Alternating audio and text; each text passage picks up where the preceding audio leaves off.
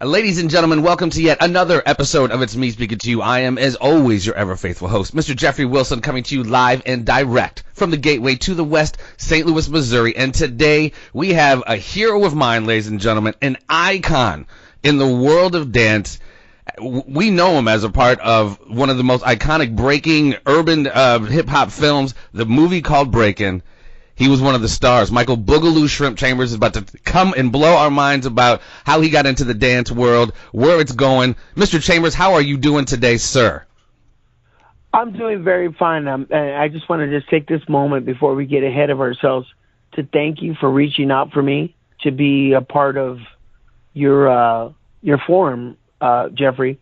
And just to let people know, I appreciate radio stations, event promoters, TV stations, casting people, everybody who is on the mission of really showing a respectability for the art form of hip-hop dance, meaning hip-hop dance has many facets. The freestyle dance, they come, you can go from crumping to sea-walk to do the nay-nay. Hey, watch me nay-nay, so lento. And the thing is, all those great dance moves and, they get the party people going, they come from the urban streets. That's their dojo. That's their school, their academy. A lot of people that come up with those dance styles, all they have is their heart and their talent. So I commend you and your station, everybody who sees the goodness that inner city children are trying to do in rising above the violence and poverty or whatever their social circle, whatever they're going through. Mm-hmm. To be able to be in hip hop people, the elements of hip hop are graffiti, scratching, rapping, DJing, and then dancing. And the thing is, sometimes that's all somebody has is their talent. I think Nas said, all I need is one mic. The thing is, exactly. So I remember back in the day, when they had the 60s movement, they used to have a saying, 40 acres and a mule. Well, for me, I think this new generation of inner city intellectuals, because there's a lot of very business savvy children out there. I mean, this is like, come on, the millennium, and, everybody has their iPhones and their laser disc and their smart laser disc. Their smart I don't know about that one. Yeah. They have everything's very techno. Okay, so technology has moved into the ghetto or the hood. Okay, well, okay. So now that everybody's on MySpace, internet, Twitter, Instagram. Now Facebook. They need jobs and they need opportunities. So this is I'm just kind of opening up the door to let people who are listening understand this is not just about my films or one person, but the country and the world is changing. We're going into a new presidency on a global scale. We're localizing this to this interview because individually in the genre of hip hop, we're all changing. And hopefully at the end of this interview, we'll put it in the mindset that we all need to change for the better. Hip-hop is always united, and that's why I'm glad to do this interview, because I'm coming from by way of California, sure, and a world-seasoned connoisseur of the arts to bring love, peace, and respect to everyone who's listening, and let them know that our hip-hop that we're promoting is a universal unity amongst people who are just trying to get by, period. Well, and you were a part of, of that film, obviously, that transcended, just movies. It really just, it reverberated throughout the culture and helped start the culture, and we're still seeing it today reverberating. And you're absolutely right, because you see that movie back then, it wasn't, a racial issue or even, a sexual orientation issue. It was very much so a one love type theme, and I definitely, appreciate you lamenting that, because that's definitely something we need more in the world. not to talk about yourself too much, but I mean, man, you're not only just an icon because of this movie, my friend. You're pretty much noted for teaching Michael Jackson, the king of pop, a lot of his pop lock dance moves, the moonwalk. If you don't mind, talk about a little bit of your time with Michael and how you got to know him and how your impact, because you see it in his dance moves. Like, clearly, that pop lock stuff is yours. Well, Jeffrey, here's the deal. Before the movie, which, I mean, I just keep my childhood, my teenage years, they keep being reissued in each technology, meaning when the films were originally, released, they were, that was when we had VHS and, on and select TV back when, back in the day. And then we went to DVD. And now, most recently, they got released on Blu-ray.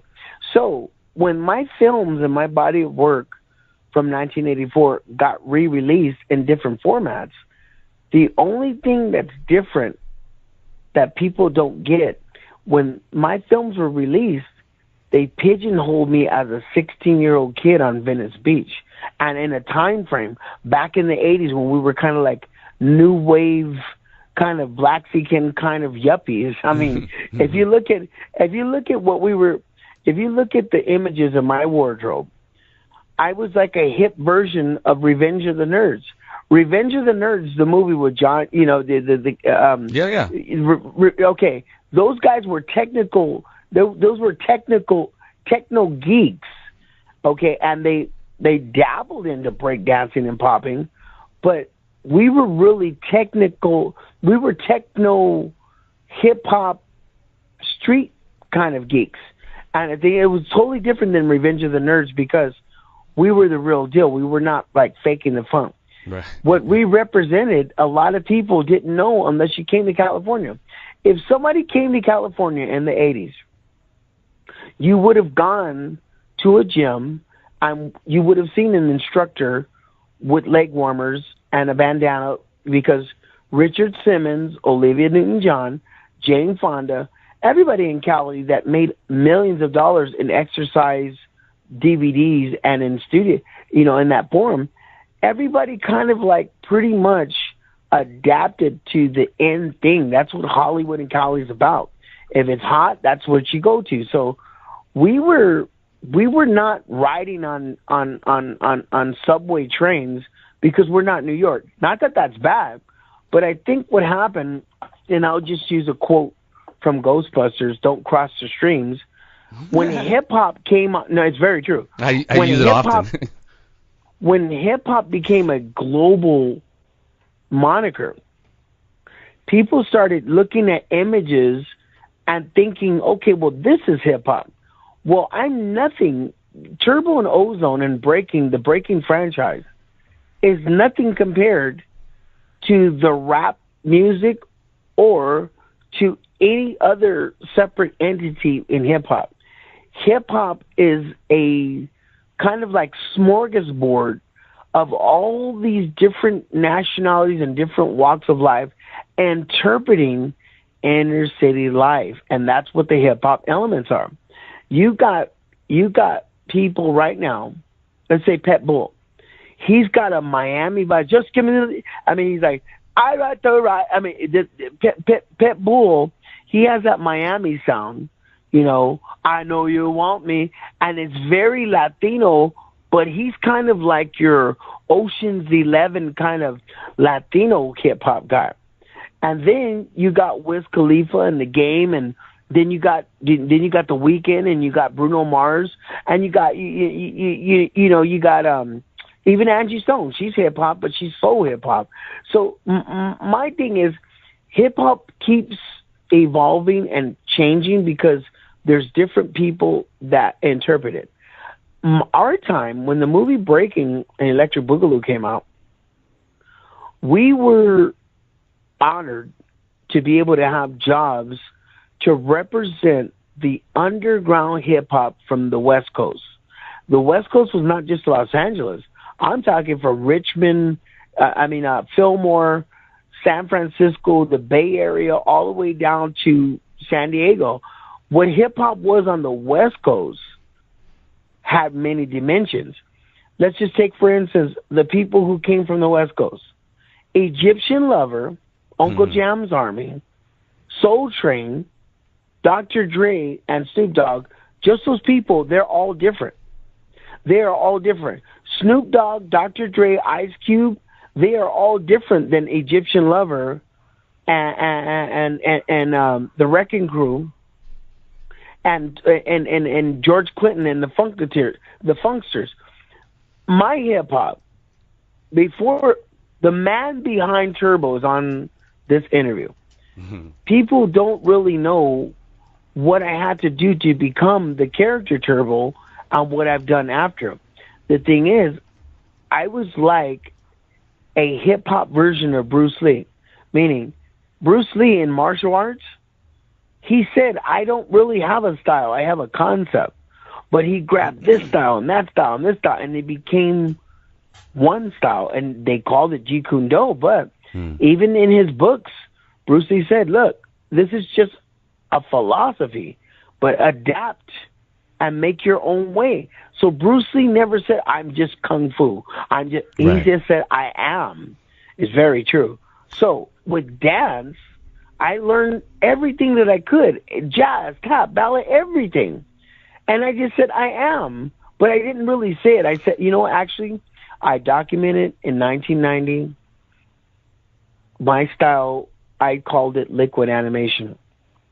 If you really look at what I'm saying, liquid animation, when I go into the smooth transition where my body kind of like gels and I'm like really melting, that's the liquid part where you're like, ooh, you're like oozing. But the animation is when I go into the claymation, the robotic thing. Now I'm real gothic, like Ray Harryhausen. That's something I found interesting. One of your influences was claymation. Yes. I found that fantastic. Yes. It was interesting.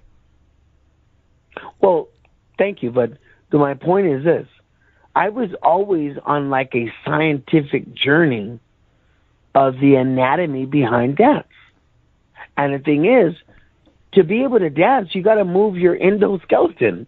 So I was always looking for, okay, how can I move better?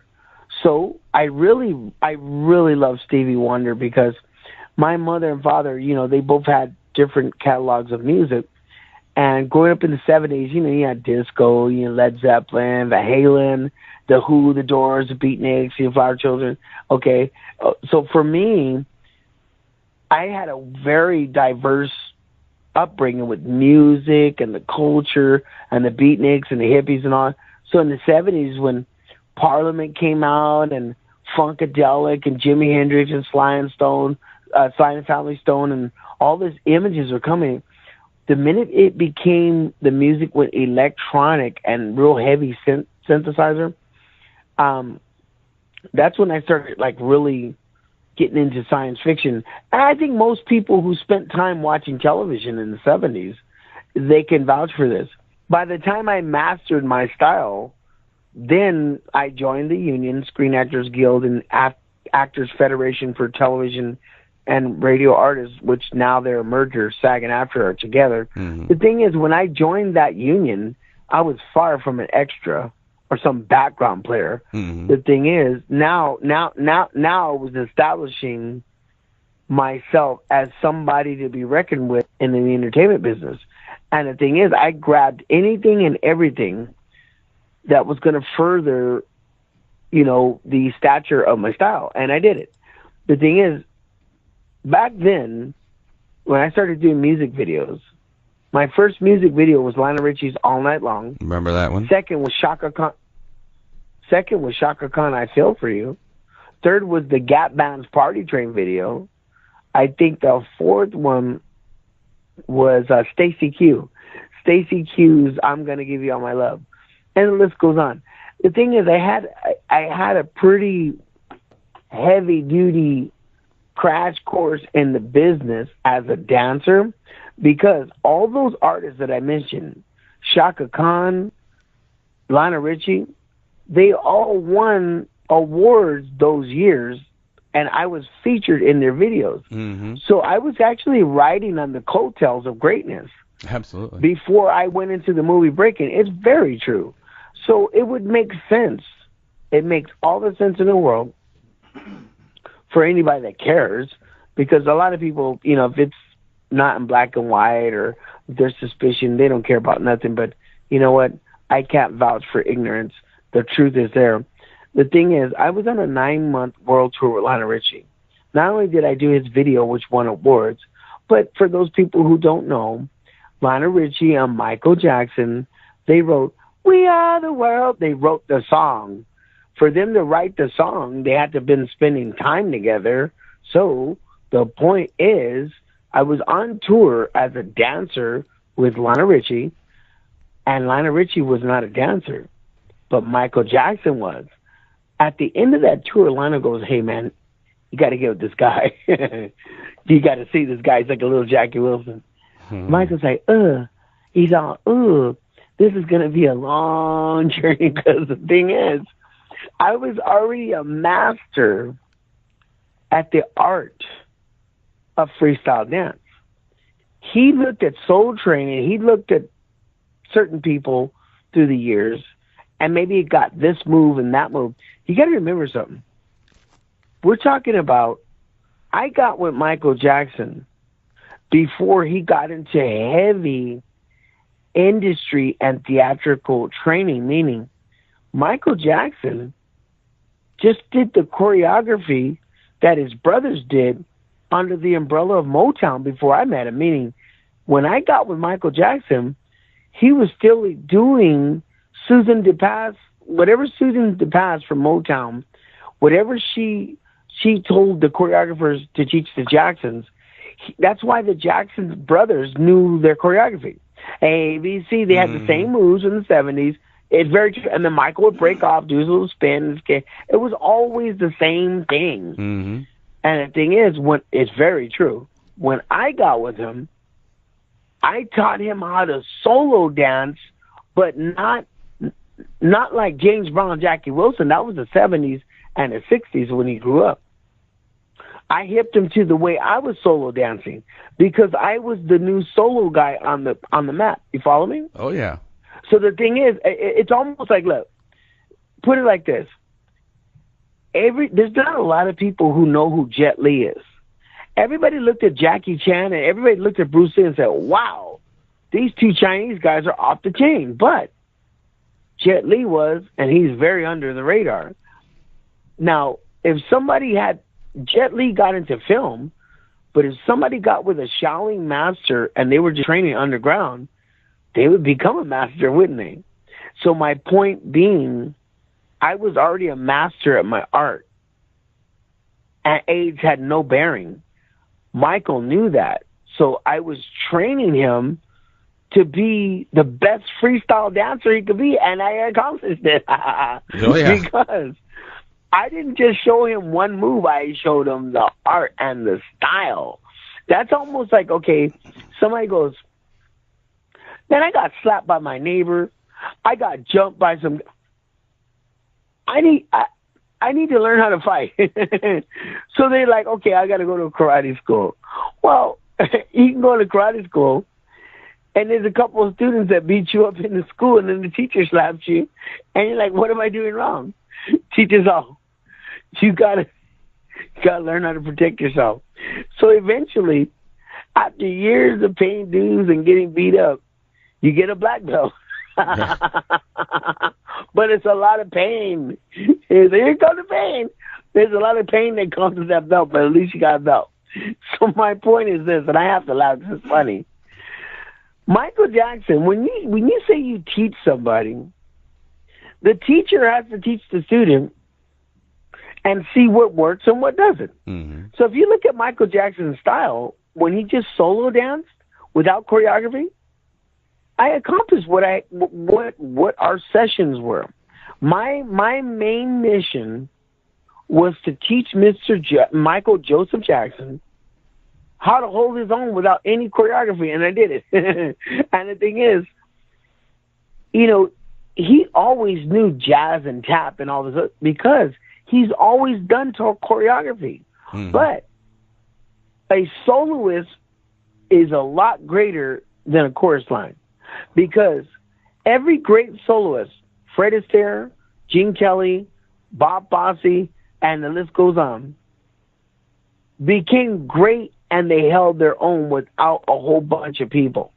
Michael Jackson was always trying to be the best him.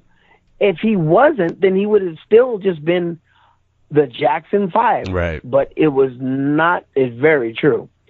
So not only did he try to excel in his music as a soloist, but when he came to me, he knew exactly what he wanted. I want to excel his dance.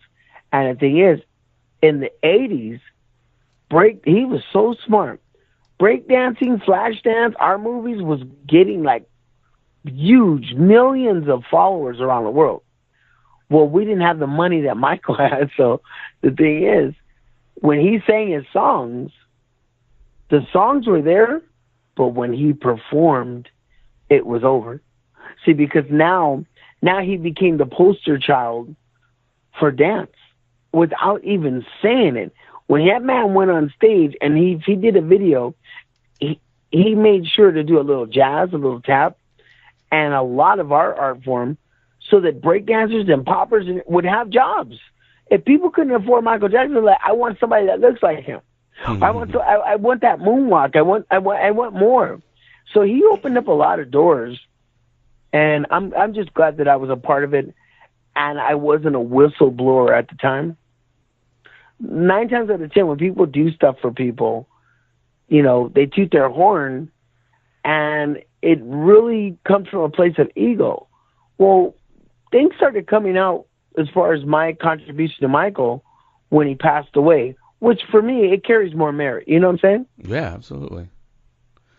I mean, a lot of people, when a celebrity gets real popular or the machine is going, oh, yeah, I got a lawsuit or I'm going to get this lawyer because I did this, because I did this. Right. Okay, that's fine and dandy. Maybe it's true, but if that person was good to you, why do you have to bring them down and shame them?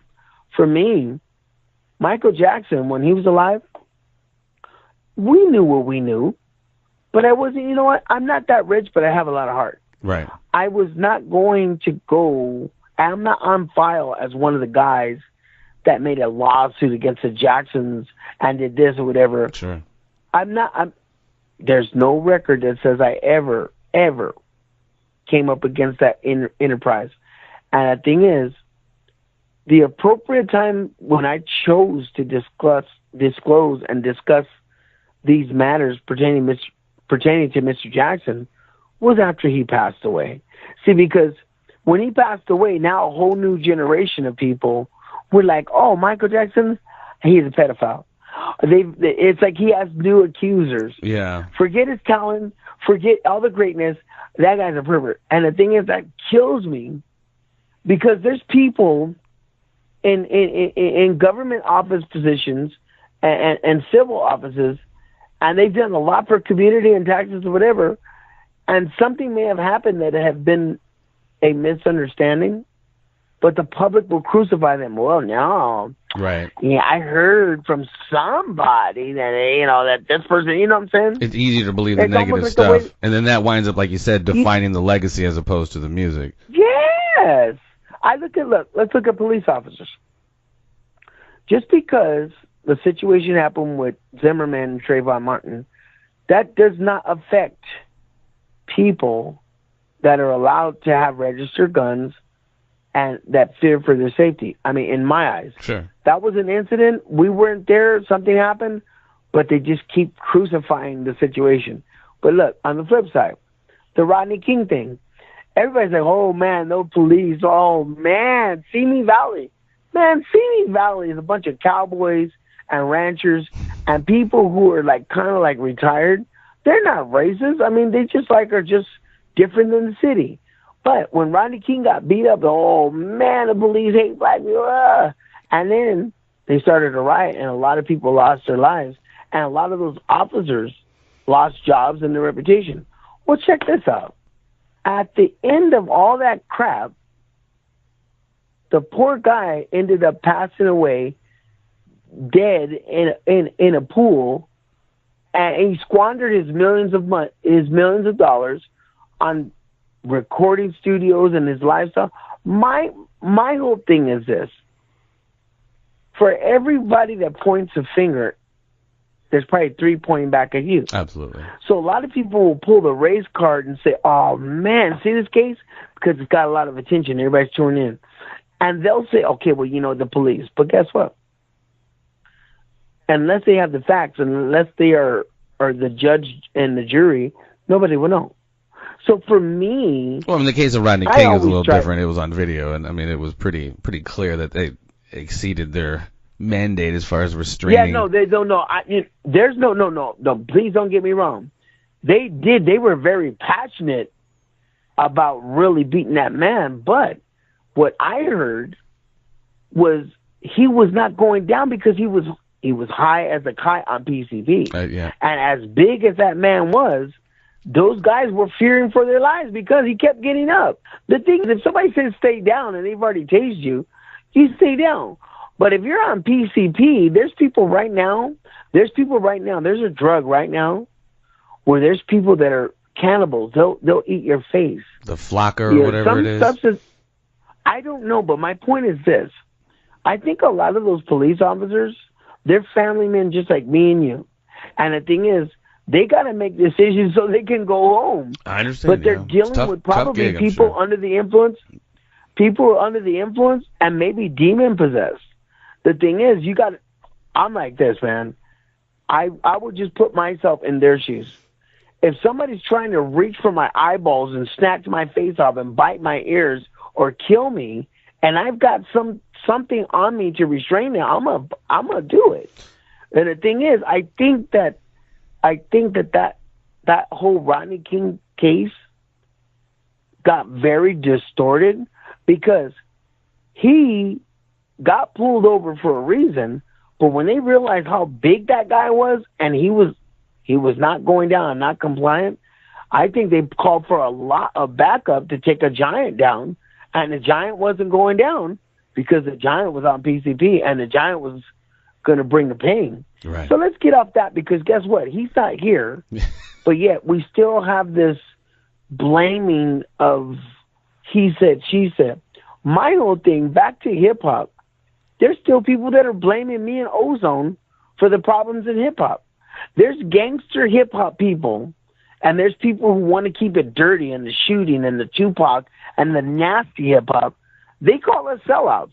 We're like, Breakin, those are a bunch of busters. Those guys are like little wannabe geeks. They don't represent hip-hop. Well, it's not like you were executives at Canon or Golan Globus who actually, made the movie. It's not like, you were. Yeah, but we get dumped on, and the thing is, sorry to interrupt. I think it's because around that same time, and you don't have to compare contrast if you don't want to, but Beat Street came out at the exact same time. It was East West. That was supposed to be the more authentic hip hop, and you guys was a little bit more kind of wholesome. I mean, I love both movies obviously, but do you think it's because there was that direct comparison to the other New York hip hop version of Breakin' and all that? You know what? I think what happened was. It's almost like, okay, let's just use food as an example. If you got two gourmet dinners from different chefs presented, let's say we have soul food, Creole, African American food, and you got Italian food. They're totally different. Or let's even go further, Chinese food. So if you got, this chef that says, I'm going to give you mugu gai pan, mushu, fried noodles, egg noodle, rice, caldereta, and then you have like this Asiatic kind of plate. And then you got soul food.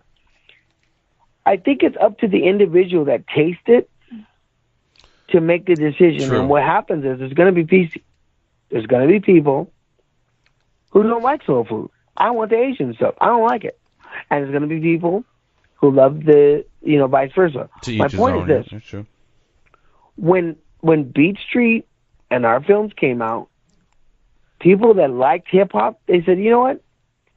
California I'm not feeling California. But I like New York. I want to wear gazelles. I want to wear the heavy jacket. I want to wear sweats and pumas. I want to wear gold chains. I want to go, yo, man, what's up? I want to get in your face. I don't want to be soft, you know. I don't want to, I don't want to push a broom. I don't want to dance with some girl named Kelly. I just want to be rough and very cool, man, and ride on some trains and bust a cat. The thing is, it's very true. When hip hop got introduced to the world, somebody served up hip hop on two platters. California, we got the beach and the wave consciousness. Surfers, buddy, the valley, we're styling. California's always vain, dude. Come on, man. Of course. The Hollywood, dude. Yeah. We got the swagger, buddy. And the thing is, New York, the only swagger in New York really is Broadway or Wall Street. So it's very true. New York has swagger. If you don't make it on Broadway, you better make it in Wall Street. If you don't have swagger. It isn't. If you got swagger, if you make it on Wall Street, you're in the Hamptons or you got a nice brownstone. If you're on Broadway, now you're the coolest person at all the clubs because you're in a production and you can get your friends in free and see some celebrities. It's very true. In Hollywood, you got swagger if you are really a working actor and your family lives in a well-to-do area, that can help support your acting career until you make millions. It's just a different swagger. So I think we all in Cali got hated on because we two black guys, we had a white chick. We're by the beach in Venice Beach. I'm sweeping, but I made sweeping look cool. Now I'm thinking of my girlfriend. Now I'm on the ceiling. Right. People are like, this is I hate this guy. And then we didn't dress our stuff wasn't from the Goodwill. We had really serious bling on, leather jackets under a bridge in East LA. Yeah. We went into these really serious Broadway productions, all these races, all getting along in harmony, And people were like, nah, this can't happen. Somebody's got to be pimping or selling drugs or blast somebody. But no, it wasn't the 90s movies, Boys in the Hood, right? The Menaces. It was nothing like the films that portrayed LA as this really rough, hard to live in area. People come from all over the world to California to get the American dream, and it's there. There's just stereotypes out there that have scared people away. So our movies never won an Oscar, but I like the merit in it. Yeah, we were an international film. We showed every nationality coming together in harmony and peace and love. And the thing is, those images are still resonating, So that brings me up to now. 30 plus years later, absolutely. I wanted to let you know, this is a wonderful change of times. We are on the brink of possibly having a female president. And beyond the presidency, the debates, okay, but that is a global issue. Sure. On a localized level, the racial tension that's happening in the communities around the world, people are against Muslims, and they still haven't, after the wars with, that particular region area. The thing is, I think a lot of people misinterpret Sikhs, Muslims, people that are passionate about their faith, and they have different religious practices that people aren't used to. I think there's a fear aspect in religion, so people automatically have to blog or they justify hate. Well, that's a human nature thing. You fear what you understand, or, you misunderstand. That's pretty common. Not to excuse to that. See, I love what you said, because some people, they don't realize that some of the way that they're acting is a human trait that we have to fight against.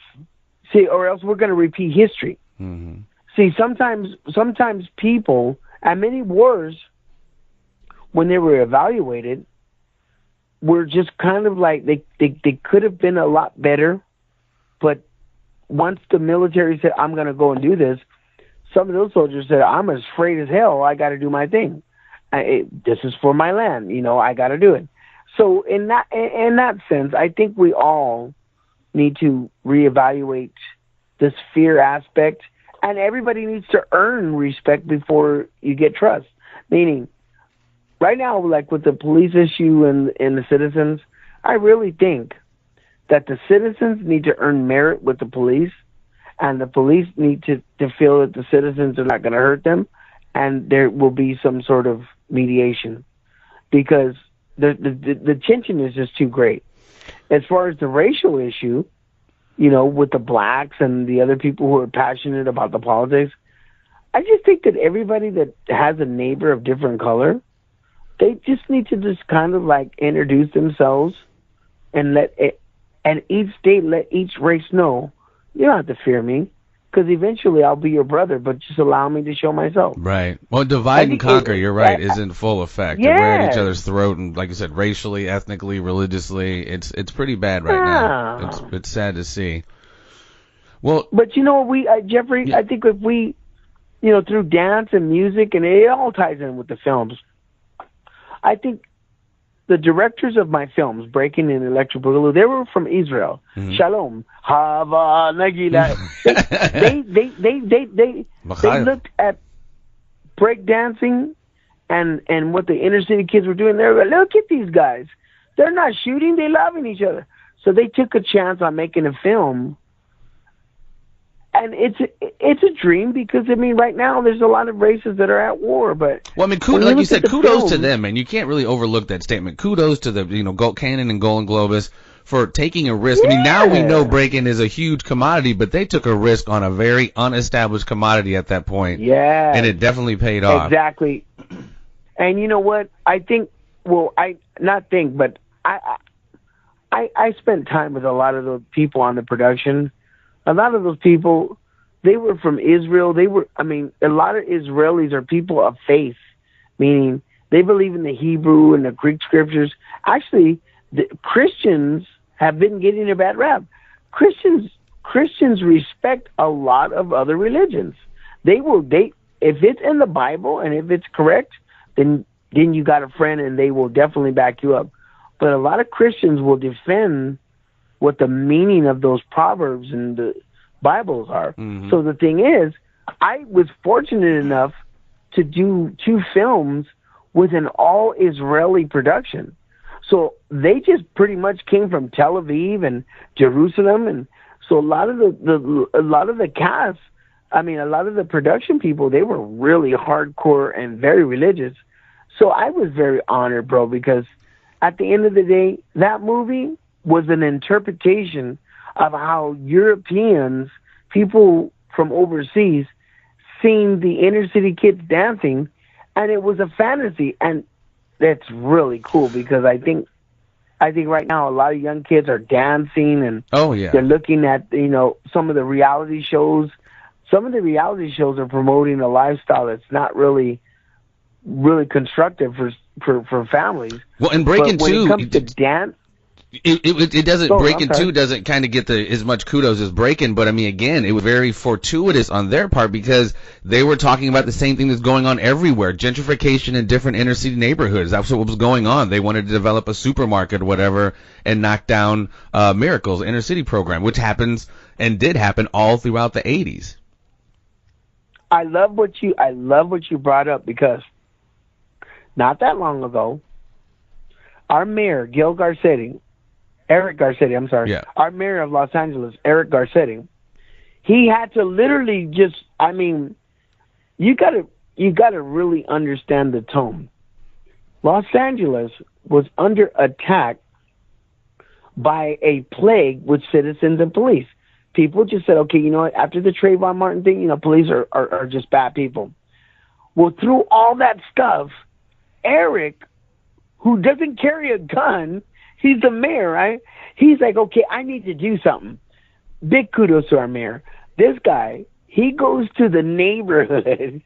He goes out there to the neighborhood to try to let people know, okay, look, I'm going to walk the streets and I'm going to listen to your problems, and we're going to take to the... I'm telling you what, man, this guy's amazing, because a lot of those people, They were within hand's reach. They could have just jumped him or whatever. He only had like a couple bodyguards.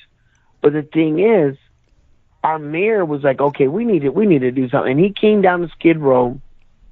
He came down to some areas to try to like get, to talk to some people. And, it doesn't take one man to move a mountain. The thing is, the mayor he's just him, but he tries to at least get information from the people to do good. And you know what? I was really impressed because Los Angeles has some people who have been in offices and who have been in their high rises or whatever, but they're paying attention to the tone of the streets, and they're getting off their high horse, and then they're getting out of their offices, and they're going, okay, you're all right, man. Just chill. I'm gonna come down, and we're all gonna be a family. Well, and that's what people want to see too. Someone of action. Anyone that can say whatever from the high horse, the high tower, but somebody who's on the streets. That's what people want to see. Exactly. In harm's way. And it's really beautiful to see this really. It's almost like our version of a hip hop Woodstock.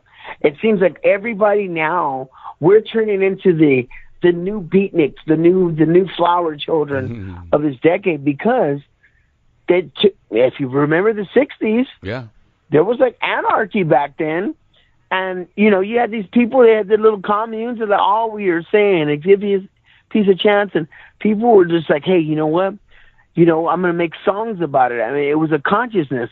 Right now, this consciousness, it's something that needs to, we need to push the envelope.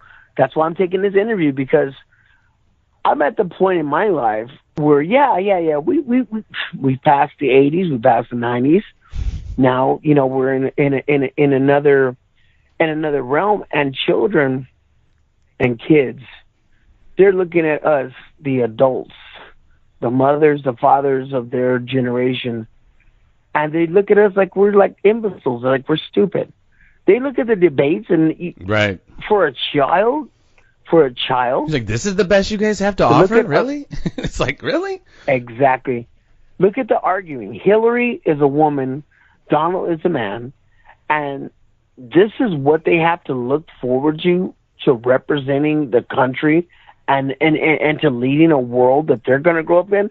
The thing is, I think a lot of the crime and a lot of just people just doing things that are just insane are because people have lost hope.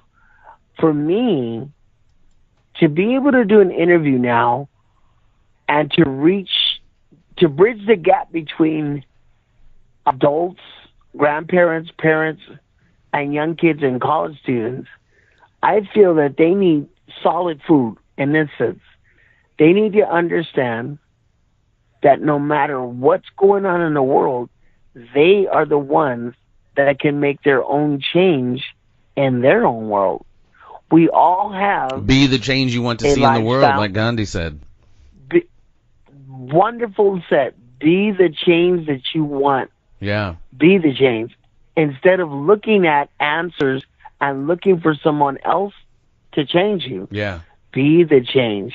See, it's like reprogramming. Absolutely. And that's the only way. Very good choice of words. Why would you complain about something if you're not doing something about it? Right. So instead of complaining about it, be the change. And so for me, in my little world, which is a global world, hip hop has taken a change. Our hip hop is we dance, we respect other people's cultures, we cool music, we learn and use our resources, fellow man, and we move forward. And color has no bearing. That's my hip hop. It's not it's not to one race. It is a united hip hop. It's always been consistent with the Breakin and the Electric Boogaloo movies. And now I'm looking into hopefully letting many people know. The thing about the movies and Turbo is that Turbo now is an ambassador of the arts, meaning I'm looking to garner certain people, sponsors and stuff, so I can go out to schools and use my life to help inspire and and motivate people to empower themselves to be the change they want. Like I've even heard you referred to as the father of dubstep, which I can totally see, because all those moves, that's straight OG turbo right there. Well, what's crazy, this is insane. And, I have to keep re-interjecting this because there's a lot of people who were famous back in the day and old school heads. But I do want to say from the bottom of my heart, I respect the new generation, for being connoisseurs and archives of history and showing respect to the living, because a lot of our celebrities are passing away, man. We lost Prince, we lost Michael Jackson. We're losing a lot of people. And the thing is, for me, I don't know what tomorrow is, but today, I can only put my energy into today and show respect to the ones that earn it and bridge gaps. Well, here's the deal. With my art form in the world of dance, I'm very flattered, very honored to work with this new group of people who are on a dance movement. The children from the Step It Up movies, the YouTube people, all the people doing the cool tricks on So You Think You Can Dance and America's Got Talent and whatnot. The thing is, it's really nice to see the group like the Jabberwockies, the guys that wear the mask, and Miles Brown, who was a former student of mine on the hit show Blackish. His name was Baby Boogaloo, but now he's like a superstar. For me, when I see how many Asian children and other nationalities I've influenced and I keep influencing, it just blows me away. Dude. I mean, the thing is, I took a transition into actually going to colleges and schools and speaking to children. And last year, that statement came up. Somebody, after they heard that I was behind the influences of Usher and the Jabberwockies, they said, well, my goodness, Turbo's he is definitely the father of dubstep dance. Dubstep is a terminology for a new music. It's like electronic music for those people that don't know. It's like, dubstep is like the happening great popping music, dude. It's really great popping robotic music. But it actually sounds like something that would be in a Transformer movie at a club. It's like, but the thing is, it's great popping music. So to be called the father of dubstep dance, that was flattering. And I asked a couple people, why would they say that? And what happened was, for those who don't know, after the film Breakin, I was pioneering the special effects industry and trying to get the special effects industry to hire dancers who knew movements, who could cut special effects costs and be in suits, or maybe put on like a mocam and, be behind the scenes on the green screen and do really cool movements for characters. Well, I did the movements for Bart Simpson for Do the Bartman. I also played the cat in Opposites Attract with Paul Abdul, which she won a Grammy for. Exactly. So that was green screen before CGI. So and then I played the robot Bill in Bill and Ted's Bogus Journey with Keanu Reeves. And then my ultimate thing was the Urkelbot with for Steve Urkel. Family Matters. I did that. So the thing is, for me, by me pioneering those credits, at least it's archived what I was trying to do. I was trying to get the average guy who knew how to pop lock and break dance and, do what is to be utilized in the industry to take them from the streets to the stage.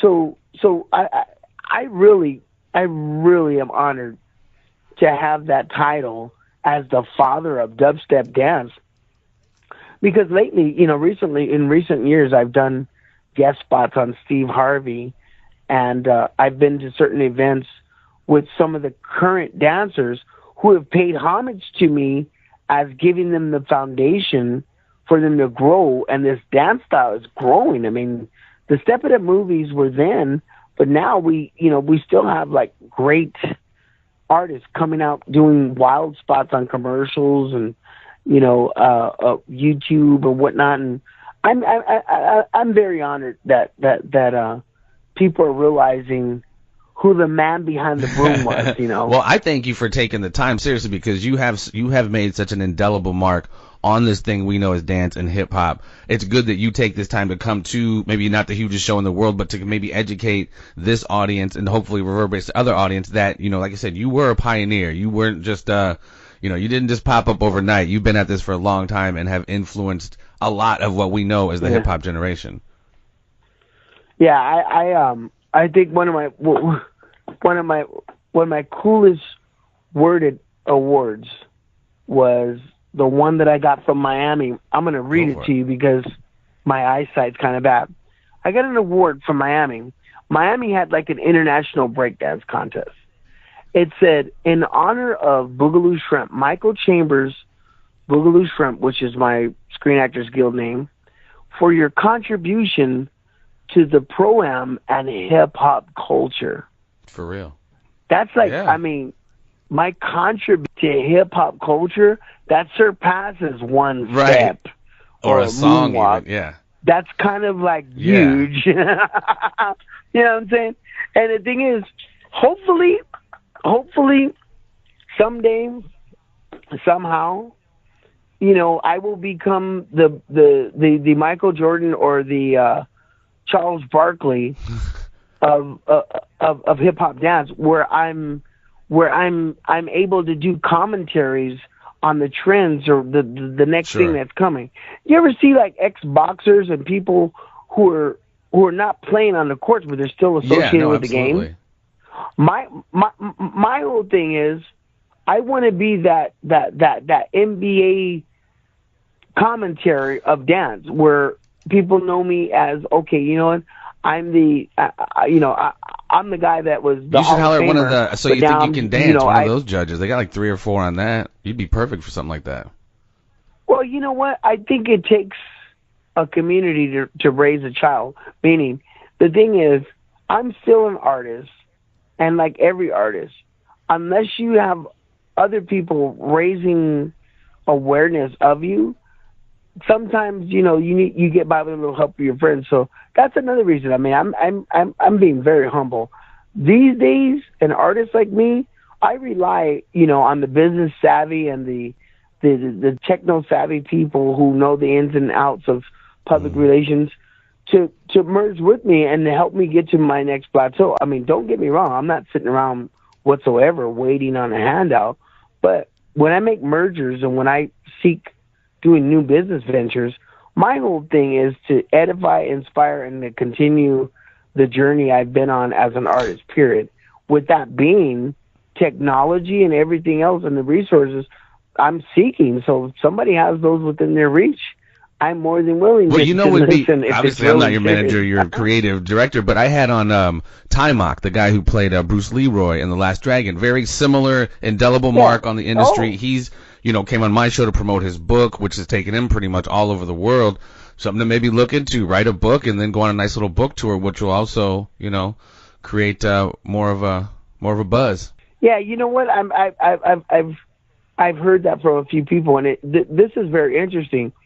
A few months ago, I was honored with the Lifetime Achievement Award from McDonald's.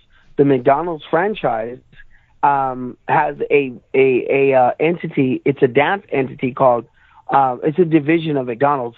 McDonald's sponsors the McDonald's B-Boy Royale. It's a breakdance contest, and it's an international breakdance contest. So, out of all the contestants and the people that come to see it, they were raising money for the Ronald McDonald House. So we did extensive promotion campaign, and we raised like $10,000 through charity sponsors for the Ronald McDonald House. But at the end of the venture, for me, I was like, wow, you know what?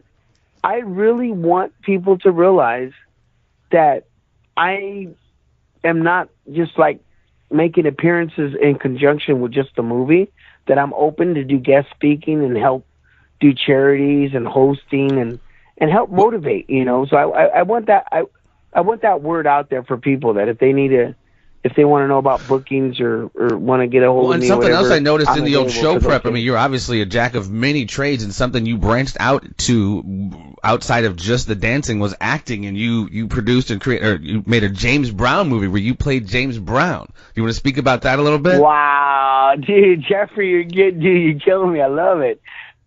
What was that about? I mean, I saw some stuff on a little IMBD clip, but like, what occurred with that? What prompted that? That's such a huge role to take on. Thing is, yeah, that they can look up I Got Soul. It was a historical film that's on. You can look up Xavier Ramirez on Facebook, and it has information on the film. And if anybody wants to help to maybe get it, you know, a little further, whether production or take it to the next level, they can send them an email. But that was a really fun historical part. I bet. I mean, diving into that, I mean, I saw the clip. You said you got the mannerisms down, you know, the song playlist down. Like, you went deep into it. Well, for me, I think anybody that takes a serious acting role, you got to really do your research to pull it off. If you're fake, guess what? You're going to suck. So, yeah, I did my research as an actor. Well, I don't want to keep you too much longer, bro. Well, I mean, anything you're up to now, man? Anything you want to plug? Any social networking, Twitter, anything like that, so we can follow you? Yeah. Most definitely. What I do want to plug is just I want people to stay tuned. I've been a musician and a singer for quite some time. So I'm recording and getting ready to put out some music, you know, for the people that love that genre and my stylization. I want people to know. And I'm looking forward to booking more events at colleges and in person for guest speaking, as well as teaching at master classes for people who want to know popping or the art of robotic dubstep dance. Where can we find it? You got a Twitter? I know you got a Twitter handle. Or where's Actually, the best place to find you? I do have. No. You know what? The best place to find me is this is a serious email, Boogaloo Shrimp 2001 at yahoo.com. There you go. Because no, it's very true. Because there's been so many knockoffs and so many people bootlegging my name. I don't have an internet lawyer yet, but the thing is, me and my team, or whatever, even while I'm busy, I have people looking over all my stuff. So somebody needs to contact me if it's work related. They can hit me up at Boogaloo Shrimp 2001 at yahoo.com and give me your inquiry and state everything, and we'll get back to you. Very cool. Man, I can't tell you, Michael, it's been awesome talking to you, bro. And again, I mean, thank you so much for not just, like you said, it's not just about one song, one move, your full-on contribution, man. This is a bucket list interview for me. Again, man, thank you so very much, and continued success, bro, and feel free to come back anytime to promote anything you got going on, brother. Thank you so much, Jeffrey. And you have a wonderful afternoon. Thank your listeners, and you guys have a Absolutely. blessed day. This has been Michael Boogaloo Shrimp Chambers, a.k.a. Turbo, blessing us this afternoon with a cool conversation. Thank you again, my friend. Everyone else, stay tuned to It's Me Speaking to You. There will be more.